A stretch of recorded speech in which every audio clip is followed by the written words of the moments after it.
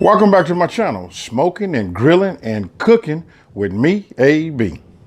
In today's video recipe, I'm going to show you how to make crispy chicken wings. And guess what? We're using an air fryer. Listen, I was a little skeptical in the beginning about how is this going to work and not using no grease. I watched a lot of videos, seen other people do it. So I went out and purchased an air fryer.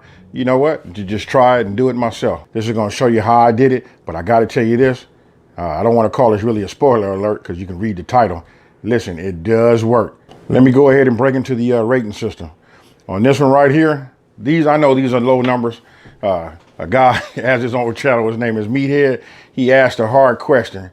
He asked me, when am I going to make something, with a higher number, like maybe a 10 or a 9.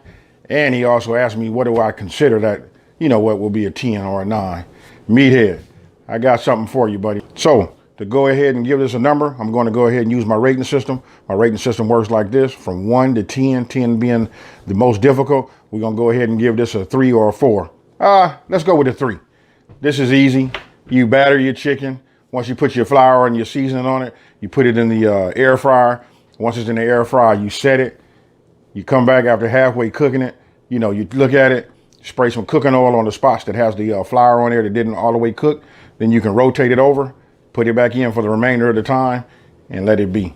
So in 20 minutes, you got crispy chicken wings. It's just like going out and buying it at a fast food restaurant. And when I say crispy, I mean crispy. So with no further ado, let's get it in.